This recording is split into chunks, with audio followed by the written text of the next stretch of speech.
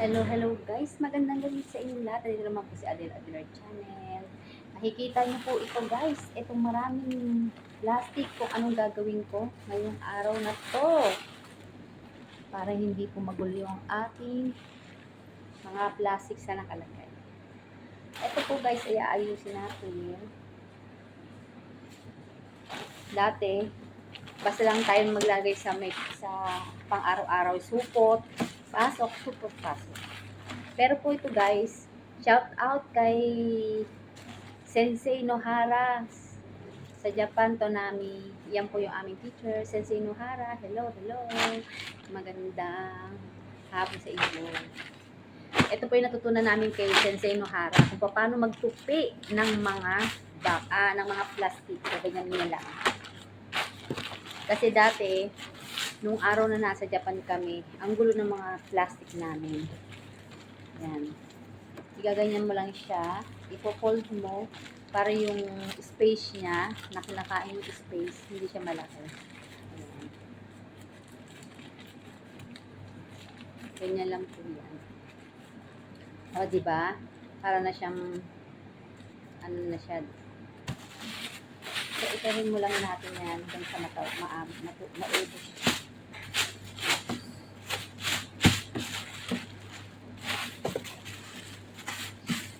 Si Sensei Nohara po ay ang aming teacher, yung nagtitraining pa lang kami sa Japan ng araw, taong 1990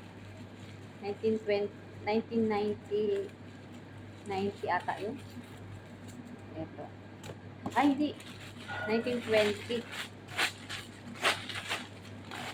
Ganyan lang guys, ang pag-aayos niyan para hindi kinakain yung space ng ating mga gilid.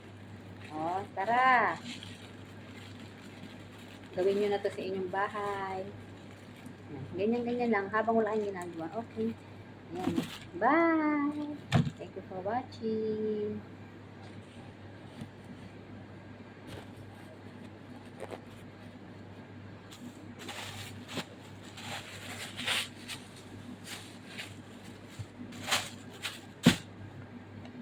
Ganyan lang natin ito guys.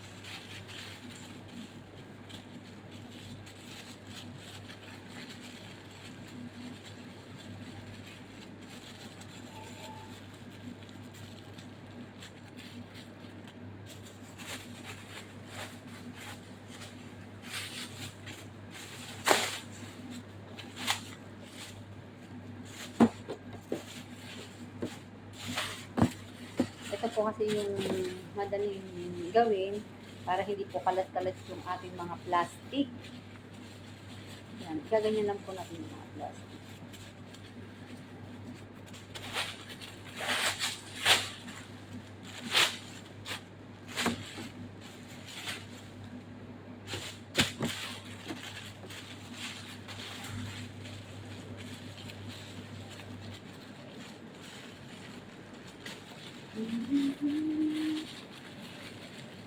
Habang nakaupo kayo sa bahay, ganyan lang po ang gawin para hindi po kalat-kalat yung ating mga plastic.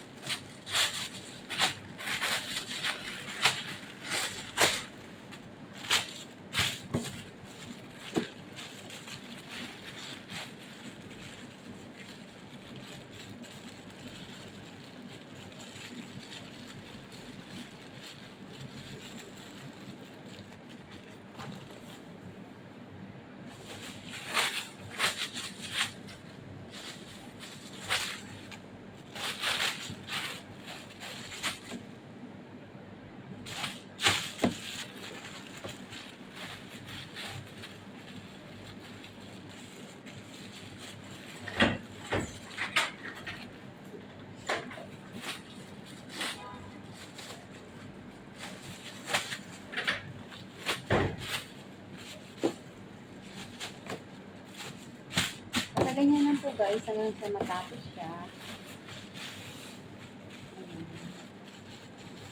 Hindi na po natin siya papahabain, basta lang po ganito lang. Maraming salamat kay Sensei Nohara kung paano siya nagturo sa akin ng ganito noong ako'y nasa Japan. para gagamit po natin yung space.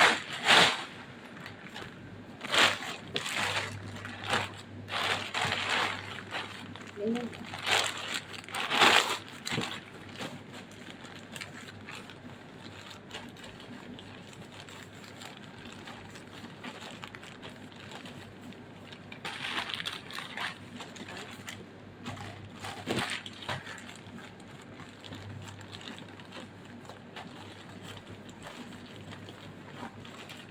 Baka yun na magulo.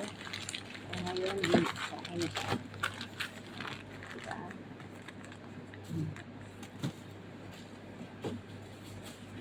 Bye! Thank you for watching. Please follow for more Adele Aguilar channel. Follow na kayo sa aking mga clip na aming ginagawa sa loob ng aming shop. Bye!